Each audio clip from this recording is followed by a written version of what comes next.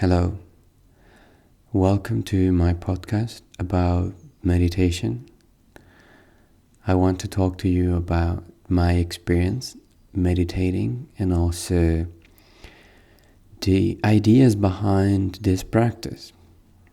I want you to feel more excited about meditation and appreciate this tool, or find an alternative that is similar and could actually bring you to the same state, to the same results. So basically, meditation is the stop of the thinking and focusing on the natural harmony of the body, just by listening to the breath and relaxing, listening to nature or quiet music. Because the idea behind it is that our body can naturally heal itself, and it's what it's been doing our whole life. Get back to the harmony of their functionings. If you are more scientific minded and you need more reasons to understand why meditation is so good, you can research an author called, it's a doctor, Joe Dispenza, and he spent so much time trying to explain something so simple. Because people struggle to trust and believe in things that are obvious and simple. When you look at an animal like a dog, when it is just sitting in the sun and chilling, that animal is meditating. It's letting its inner source of love, of organization, of trillions of cells getting in harmony with the universe. If you look around, everything that is out there is harmonious. If you make the exception of the human and everything that humans has done, and just look at the planet, look at the sun, look at the animals and the trees and the ocean, everything is in harmony. Everything is perfect. Everything is in the right time, in the right moment. Every single action is like a music. It's like a constant, perfect, harmonious progress of life. And that's present in your body. That's who you are. That's the real you. And the only obstacle that your body has in order to get connected to that infinite, harmonious abundance and healing is your head, is your mind and your brain and the things you're thinking and overthinking. I know this because that was my situation. I was totally thinking and trying to control situations. And I understood that it went to a point that it was unproductive. It went to a point that thinking was actually making me hesitate and making me less confident. And so turning the mind off gave me so much clarity. I can't recall right now many situations where I was struggling and not knowing what to do. And I had the wisdom from within of sitting down and listening to nothing and just relaxing, and then the answer came. Birds, for example, when they move around, they are not thinking in the millions of possibilities of scenarios that they could be afraid of. They are only moving in harmony and relax around with this natural flow of life. And we all have that power, we all have that ability. So instead of trying to control life through the organization of time, the conception of time that the birds use and animals use in general, it's something that we describe as kairos, which is a different time. It's a total different perspective of time. And when you act in the right kairos, you're doing the right thing at the right time when it's appropriate. For example, if you plant a seed in certain period of the year, according to that seed, and you will get the results in the next season. Aboriginal people know this kairos. They know when the river is going to get bigger, when they have to prepare themselves, because they can notice the signs. So they know how to behave and live in harmony with that environment. And that's something I'm very passionate about, and something I want to understand and reconnect with the roots of our civilizations, with all this knowledge that is out there and that we all can recover just by tapping into living a more abundant life in terms of harmony with nature.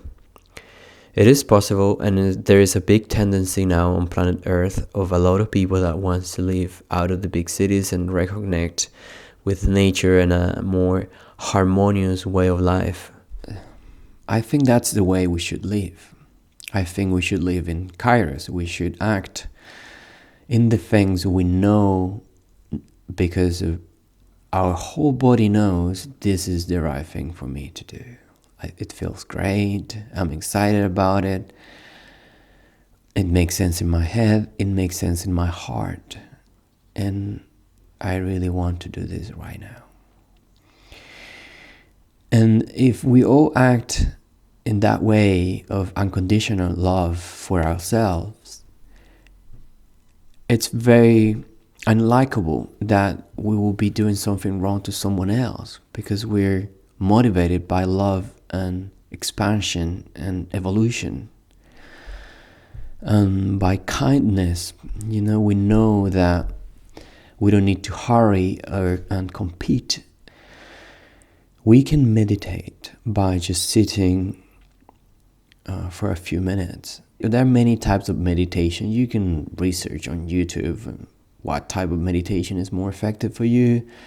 It depends on your state of being. It depends on your culture and your abilities, the things you like, the things you enjoy. Meditation can be sitting in the sand, listening to music. That's meditation. Meditation is just relaxing, feeling good, and letting your body do its job. That's it. As simple as that. But believe it or not, it is very difficult that you do that normally. It's very difficult that people do that. It's a really simple thing.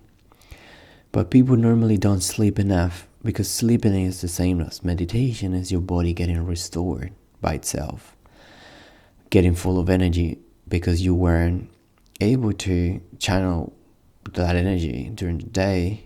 So you don't have enough, so you have to gather more.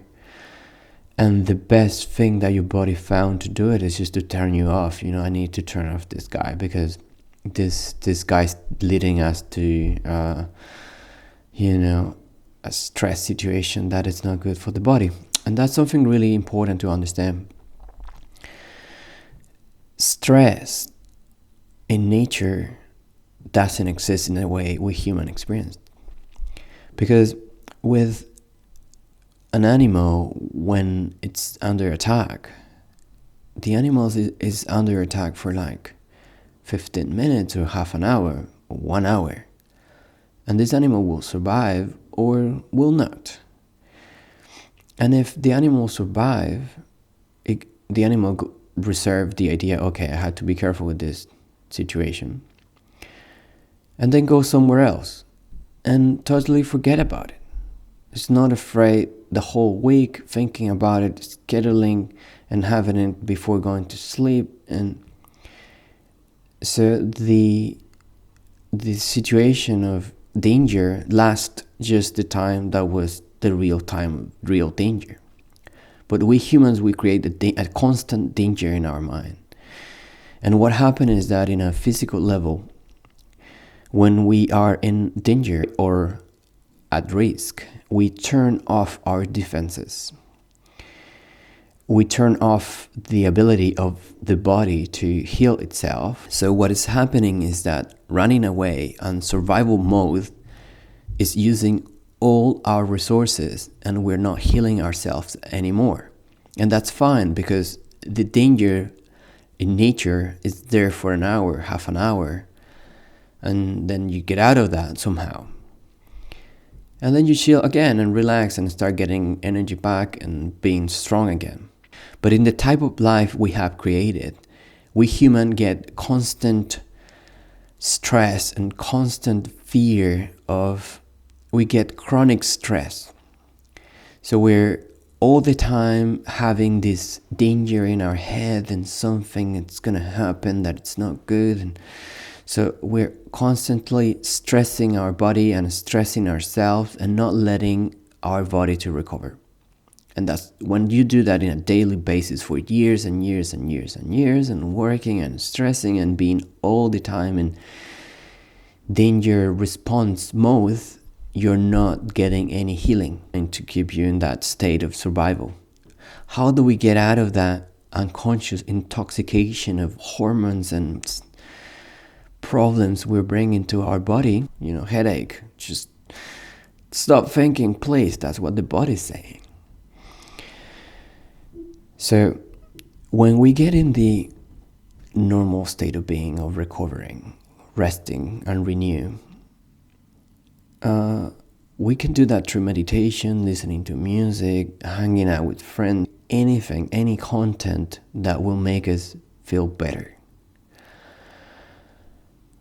So meditation, it's very practical because you can do it anywhere and it's free. And the best way I found is to think about a word, for example, relaxing, and try to keep it in your mind as long as you can.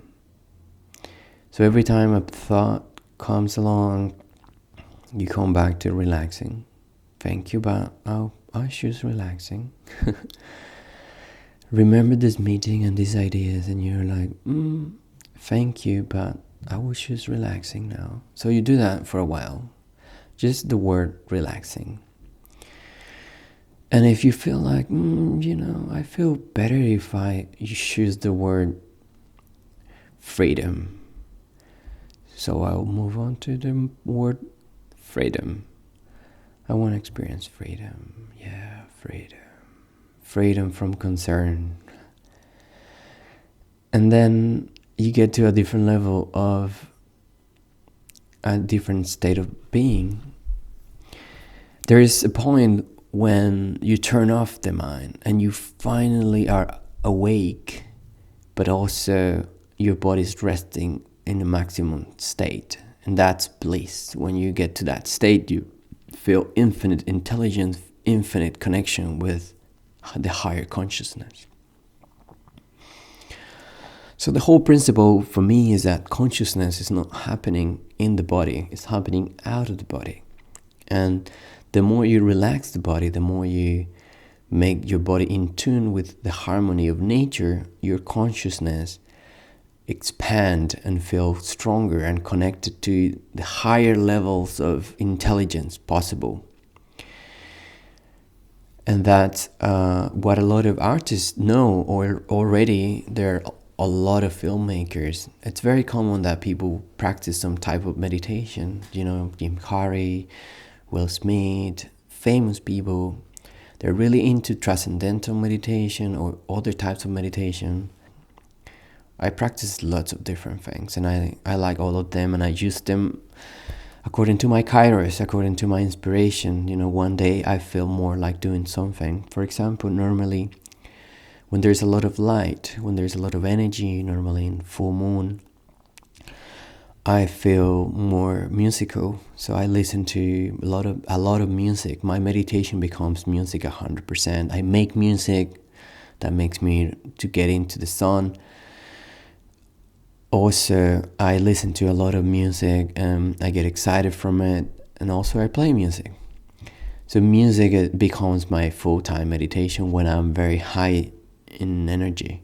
When I'm in a very low energy state, I need a more radical approach. So I use breathing, because breath work is the most powerful meditation that exists that I have tried. It takes you straight to the level of happiness, the level of joy. Because our first elemental activity as an organism is to breathe. And it's something we don't do regularly. We should do it way more. And deep breathing, it's so required in the body. So every time that you do a breathing meditation, it's like you are drinking the water you haven't been drinking in the last 20 years. It's like, oh, finally this guy's breathing. The body's like, oh, this person did it. Thanks God. He understood. We're working together on this and we want oxygen. Thank you so much. Your body will be so thankful with you. So breathing, it's a very powerful meditation. And I recommend, there are simple ones and they're more strong. I recommend one really strong because I think there is no risk on it from my perspective. For me, it's a great place and I super recommend it. So breath work. I recommend a meditation called Ananda Mandala, which is very intense. It's strong breathing for half an hour. You're just breathing deeply and intensifying the breathing and focusing on the chakras, which are energy centers of the body. So that is one of my tools, one of my favorite meditations when I'm very low energy, when I'm not feeling confident, when stress of the mind is taking control over my excitement or over my joy and happiness. So it's like, I don't want this to rule my life. I want to rule my life. So I want to breathe right now. So I get the inspiration. I sat down in the morning, first thing. I get into the Ananda Mandala meditation and I'm full of energy, full of power and joy and excited about life again. Meditation can be a great alternative for people that depend on drugs for getting to a more focused state or getting to a more joyful state in life. People that rely a lot on food or any other addiction, I think meditation is a great solution. Combined with eating a lot of fruits, I think eating plenty of sweet is very good. Natural sweet, it's very good for the body. I think every single anxiety problems or addiction come from the lack of unconditional love. And how nature gives us unconditional love is through fruits. That's what I believe. A tree is giving you its unconditional love in a fruit. And if you eat that regularly, every 2 hours, then you never can enter it's hard for you to enter any stress and adrenaline or fear because you have unconditional love on you. People that are very nice and loving, we call them sweet. You're very sweet. Oh, that's such a sweet person. That animal is very sweet. Because we define unconditional love as sweet, because we know that fruit and dates, figs and fruits are very, very sweet. We know they're full of unconditional love. Think about a fig. It is the fruit that comes from the tree that has more balance, between the root and what is out in the surface. The fig tree is actually very balanced. So imagine how long this tree has been around, evolving again and again and again and again and again in perfect harmony and achieving higher levels of harmony, of natural harmony, and it's giving you all that information of thousands of years of evolution, and you can just take it for free from a tree. And that's how life is, as simple as that. Unconditional love is everywhere. So when you start receiving it in a physical form from fruits, you get more used to the idea of, oh, maybe I can love myself. And then when you're meditating, which is just letting the love of life take control over you, so letting you to experience unconditional love, then you're a more productive, more efficient, more generous, more powerful human being on planet Earth.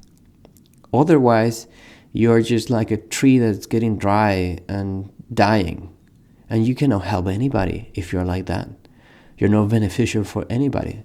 So sometimes people say, I want to save the world. I'm doing these things that are really important, so I cannot save myself. So friend, if you're not saving yourself, if you're not breathing, which is basic, if you're not drinking enough water, clean water, you can put some lemon juice on it to make it a bit more powerful. So if you're not doing those basic things, how can you help anybody? How can you help the world? How can a tree that doesn't have any water, that's not getting any resources, any energy, will give us fruits? And imagine how the fruits of that tree are going to taste. They're going to be not good. So if you focus on your resources first and getting strong and getting your fresh air, your fruits, your food, your movement, your excitement about life, and then you go and save the world in a different way, just by being the example of nature in you, being beautiful, being the expression of joy, of happiness, of the eternal source of love and life in yourself. We all love those people. They're beautiful. We see them. They're sport people. There's so many beautiful people that we just look at their body and what they do. They're so powerful and in harmony with life. And why do we like those people? Because they live in harmony with nature, with their nature, or with nature around them. There is no beautiful person, from my perspective, that is not doing this. Every person, because the definition of beauty for me is harmony with nature. So every person that is beautiful is in harmony with its own nature. So it's having a great time, is laughing a lot, or that person is joyful, and the experience of joy, it's allowing yourself to let the love of the universal consciousness just enter yourself. What happened with laughing therapy is that people don't like the exercise. They feel like uncomfortable with them. But you always can watch comedies and see your favorite comedians, and so now instead of thinking that you're wasting your time, you notice that you're healing your body. You're healing your body watching comedy. That's why the people that are funny, they're creative, they always come with jokes and a good mood. They're just exploring their own unconditional love and bringing that to your life. And that's a gift. Those people are gifted. So comedians, for me, are very important in society. They're doing a very important job, which is making people relax and enter a recovery mode, which is very important. And that's what I want to do as a creator. I want to be part of the people who brings joy to this planet through love, through appreciation, through entertainment. So another way of meditation that I like, it's sound healing. Sound healing is very powerful, and I enjoy it a lot. I have some audios I found on YouTube. I just wrote sound healing, and there's some chakra meditation. So every energy center of the body, according to the chakra idea, has a sound associated. And because I like music, it's my transition before the musical state. I start with breath work, then sound healing, and then music. That's how I go up the scale. And sound healing, for me, I had a really good meditation that I can share with you because it is on YouTube. It's a 7-minute meditation. 7 minutes. How much better could it get? But normally I do it twice, 3 times when I'm in a park and I feel excited and joyful. I'm feeling better every time I do it. So I'm going to do it again and again and again and again. So you will get it. It's just 7 minutes. And also you practice a bit of singing. You let your body resonate. And it's also turning off the mind really easily because you're thinking on focusing on the music and singing, which is very simple. You just have to produce a sound. So for the heart, for example, to get it in alignment, you just listen to a music and a chorus of people singing a vowel connected to the vibration of the heart, which is the sound ah. So you go ah for a few seconds. And it's also regulating your breathing because when you are making the sound, you have to breathe longer and inhale and exhale. And that is pretty much breathing, and you're getting to feel better immediately. So I really recommend this meditation. It's called 7 Chakra Sound Healing, something like that, only in 7 minutes. And another type of meditation I could advise or recommend is create your own meditation. To create your own meditation. For example, something I really like is meditation at the beach. I love it. I just go to the beach. I sat down. I look at the waves. You could do like an appreciation of what is surrounding you. And it's very easy in nature because everything is beautiful.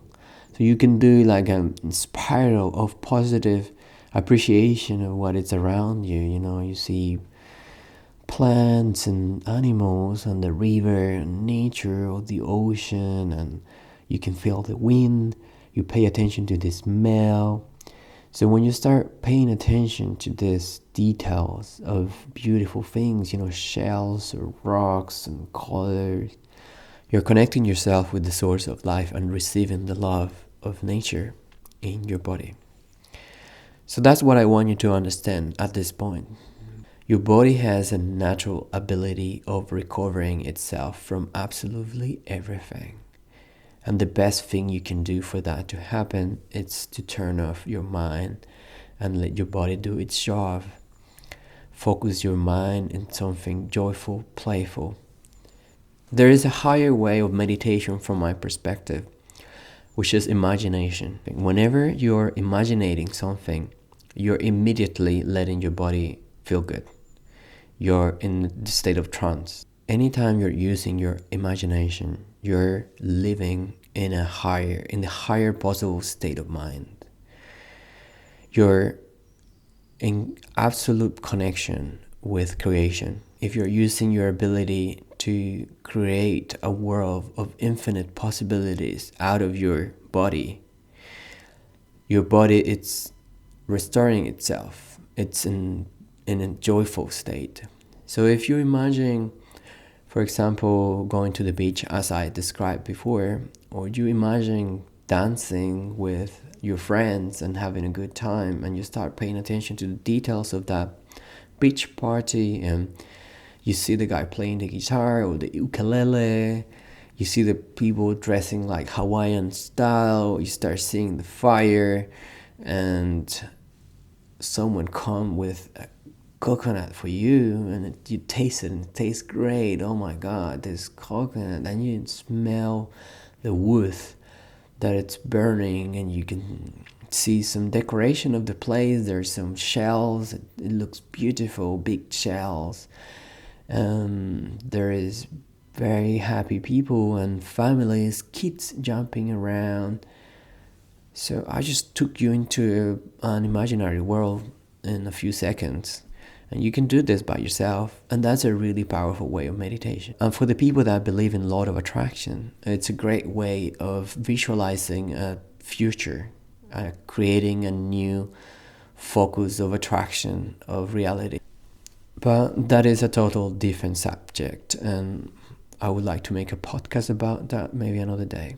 So thank you for listening. So I hope you had a good time listening to this podcast, and I hope you're going to have a good time today and enjoy your life, meditating a little bit more. So all the best for you. Much love and appreciation from Kinti Anima. Bye bye.